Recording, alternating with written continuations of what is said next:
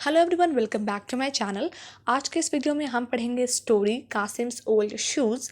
आगे बढ़ने से पहले अगर आपने अभी तक मेरे चैनल को सब्सक्राइब नहीं किया है तो प्लीज़ मेरे चैनल को सब्सक्राइब कर दीजिए, बेल आइकन को हिट कर दीजिए और अगर वीडियो अच्छी लगे तो प्लीज़ इसे लाइक और शेयर भी ज़रूर कर दीजिएगा। और प्लीज़ वीडियो को पूरा एंड तक देखिए ताकि आपको स्टोरी अच्छी तरह से समझ में आ जाए। तो चलिए वीडियो को स्टार्ट करते हैं। Scheherazade was a clever beautiful girl. तो शहरज़ादी नाम की एक लड़की थी जो कि काफ़ी चालाक और ब्यूटीफुल थी।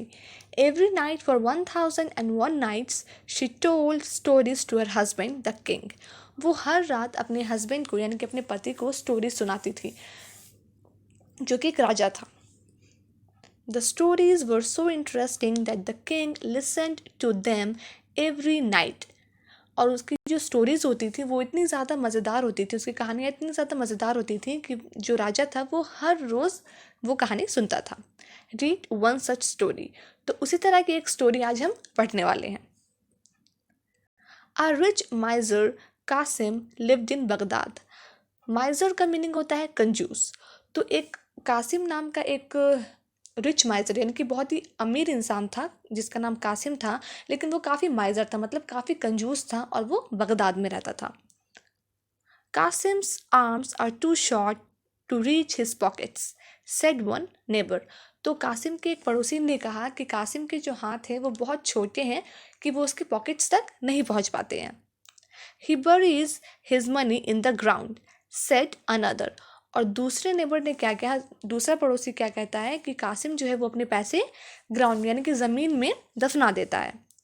Perhaps he thinks it will grow like a plant। और वो कहता है, और वो उसका जो नेबर है वो कहता है कि कासिम ऐसा इसलिए करता है कि शायद उसे ऐसा लगता है कि ज़मीन में पैसे दफनाने से वो प्लांट की तरह यानी कि पेड़ की तरह उग जाएंगे। Kasim hide his money in drawers, said another neighbour. और एक और नेबर क्या कहता है कि नहीं, कासिम जो है वो अपने पैसे ड्रॉर्स में छुपा कर रखता है। Does he think it will make his cloth smell sweet. और वो ड्रॉर में इसलिए छिपाता है कि उसे ऐसा लगता है कि इससे जो उसके कपड़े हैं वो अच्छे महकेंगे, मतलब उससे अच्छी खुशबू आएगी, मीठी खुशबू आएगी। Kasim was too miserly to buy soap and of course he did not buy new clothes. और कासिम इतना ज़्यादा कंजूस था कि वो अपने लिए सोप यानी कि साबुन भी नहीं खरीदता था और ना ही अपने लिए नए कपड़े खरीदता था। Every time a hole appeared Kasim mended it. और हर बार उसके कपड़ों में क्या छेद हो जाते थे, सुराख हो जाते थे और वो क्या करता था, उन्हें सी देता था। He wore the same shoes for 20 years। Qasim ने 20 सालों तक लगातार एक ही शूज़ मतलब सेम जूते 20 सालों तक उसने एक ही जूता पहना। He mended them so often that they become huge and heavy। और कासिम ने उन 20 सालों में अपने शूज़ को इतना मतलब इतनी बार उसे उसकी सिलाई की, इतनी बार उसे सिला कि वो बहुत ज़्यादा हेवी और बहुत बड़े हो गए। Everyone made jokes about Kasim's shoes. और जो शहर के जितने भी लोग थे वो सारे लोग कासिम के जूते के बारे में मजाक उड़ाते थे। Kasim had a bath once a year. One fine morning he decided today is the bath day. तो कासिम ने साल में एक बार नहाया। एक दिन सुबह उसने डिसाइड किया कि आज बहुत ही अच्छी सुबह है तो आज हम बाथ लेते हैं, मतलब नहाते हैं। ही left his terrible old shoes on the steps of the baths and went inside। तो जैसा कि आप इमेज में देख सकते हैं कि कासिम ने सीढ़ियों पर अपने शूज़ को छोड़ दिया और वो नीचे उतर गया तालाब में नहाने के लिए। The servants were good at their job। They washed Kasim with soap and hard brushes and dried him with soft towels. तो कासिम के जो सर्वेंट्स थे, मतलब जो उसके नौकर थे, उन्होंने काफ़ी अच्छे से कासिम को नहलाया, काफ़ी हार्ड ब्रशेस से उसकी सफाई की और फिर उसे नहलाकर काफ़ी सॉफ्ट टॉवल से उसे सुखा भी दिया। They rubbed his body with sweet oil. और बाद में उन्होंने कासिम के पूरे बॉडी पर एक अच्छा सा मीठा सा तेल भी लगा दिया। It was hard work but at last Kasim was posh and clean again. ये काफ़ी मेहनत का काम था लेकिन आखिरकार कासिम नहा धोकर काफ़ी फ्रेश हो गया था और क्लीन मतलब साफ सुथरा हो गया था। Meanwhile another man decided to visit the baths. तो उसी समय क्या हुआ कि एक और इंसान ने सोचा कि वो नहाएगा और वो वहाँ नहाने आता है। He took off his shoes and left them on the steps. और वो क्या करता है कि अपने शूज उतार कर सीढ़ियों पर रख देता है. He saw Qasim's shoes and said to the servant at the door, remove Qasim's shoes. तो वो क्या देखता है, और जब वो दूसरा इंसान जब नहाने आता है तो वो कासिम के शूज़ देखता है, तो वो सर्वेंट को कहता है जो कि दरवाजे के पास खड़ा होता है, उसे कहता है कि कासिम के शूज़ को यहाँ से हटा दो. The servant picked up the old shoes with the long stick. और वो नौकर क्या करता है कि एक बड़े से स्टिक से कासिम के शूज़ को उठाता है. He put them in a dark corner. और मतलब काफ़ी अंधेरे से कॉर्नर में, काफ़ी अंधेरे से किनारे में, कोने में जाकर उसके शूज़ को रख देता है. When Qasim came out of the bath, he saw the other man's shoes on the step. और जब कासिम नहा धोकर वापस आता है तो वो देखता है सीढ़ियों पर कि किसी और के जूते हैं. This is wonderful, he cried. और कासिम उन जूतों को देखकर मतलब चिल्ला कर कहता है कि ये तो बहुत ही अच्छे हैं. I have often wanted shoes like these. मुझे हमेशा से ऐसे शूज़ चाहिए थे. His feet felt as light as air in the new shoes. और कासिम क्या करता है कि उसके जो शूज़ थे, वो जो दूसरे इंसान के शूज़ थे, उसके शूज़ को पहन लेता है, और उसके शूज़ को पहनने के बाद उसे काफ़ी हल्का फील होता है, काफ़ी अच्छा फील होता है, काफ़ी लाइट फील होता है. When the other man came out of the bath, his shoes were not there. और जब वो दूसरा इंसान नहा कर आता है तो वो देखता है कि उसके शूज़ तो वहाँ पे नहीं है. He soon smelt Qasim's shoes and brought them out of their dark corner. He went to Qasim's shop. और वो कासिम के जो जूते हैं उसकी महक मतलब पहचान लेता है, और वो कासिम के शूज़ को लेकर, मतलब जो सर्वेंट ने कासिम के शूज़ को मतलब किसी कोने में रख दिया था, वहाँ से वो कासिम के शूज़ को उठाता है और उसे लेकर कासिम के शॉप पर, यानी कि कासिम की दुकान पर पहुँचता है. Thief, he wrote, give me my shoes. और वो इंसान चीखते हुए कहता है, चोर, मुझे मेरे जूते वापस करो. Qasim had to give the man his shoes. और कासिम को उसके जूते उसे वापस देने पड़ते हैं. If you steal my shoes again, I shall call the police. वो मतलब जो इंसान था वो कहता है कि अगर तुमने दोबारा से मेरे जूते चुराए तो मैं पुलिस को बुलाऊंगा. Said the owner of the shoes. Now take your shoes, the angry man shouted at Qasim. और वो जो दूसरा इंसान था वो गुस्सा कर चिल्ला कर कासिम से कहता है कि अपने जो शूज़ है वो वापस ले लो. Kasim was angry and ashamed. उस समय कासिम को बहुत गुस्सा आता है और कासिम को थोड़ी शर्मिंदगी भी महसूस होती है. He threw the shoes over his garden wall. और वो गुस्से में आकर क्या करता है कि अपने शूज़ को अपने बगीचे के दीवार पर फेंक देता है.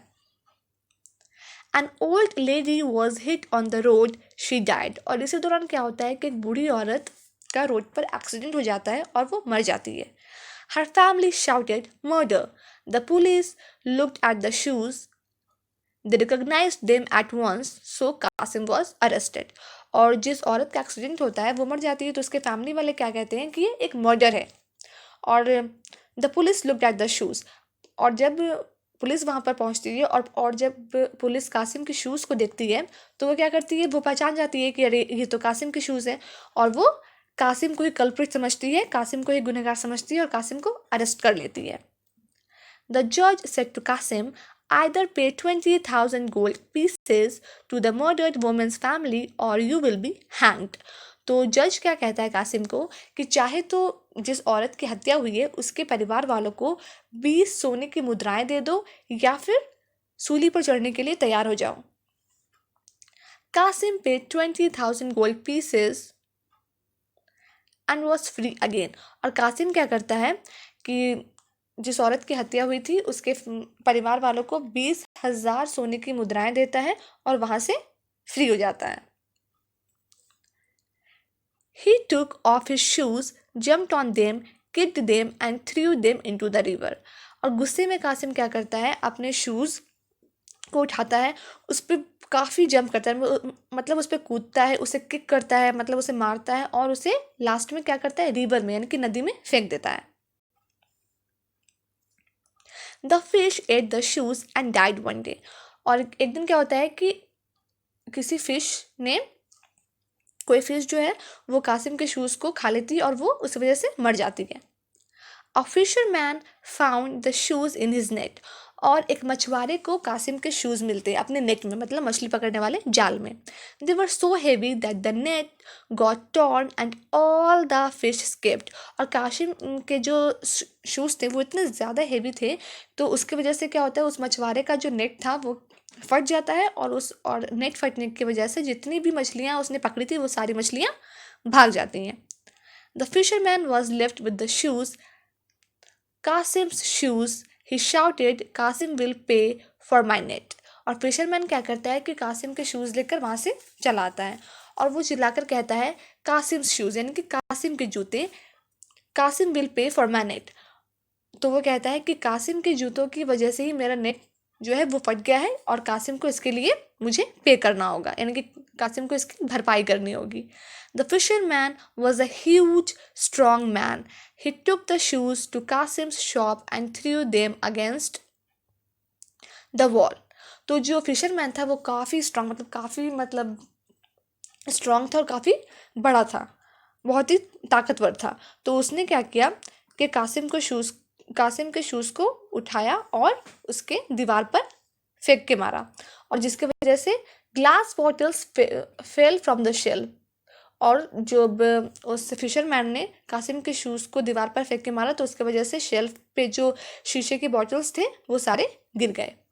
Your shoes tore my net, yelled the fisherman. वो फिशरमैन कहता है कि तुम्हारे शूज़ ने मेरे जाल को फाड़ दिया। He picked up Kasim in his huge hand and shook him like a rat. और वो अपने बड़े से हाथ में अपने बड़े से हाथ से कासिम को उठा लेता है और एक चूहे की तरह उसे झंझोड़ देता है। After the fisherman had left, Kasim buried the shoes in the garden. और जब वो मछुआरा वहाँ से चला जाता है तो कासिम को इतना ज़्यादा गुस्सा आता है कि कासिम अपने शूज़ को क्या करता है, अपने गार्डन में दफना देता है। Soon the news spread in the town that Qasim had buried a treasure in his garden, and a crowd of people were seen looking for it.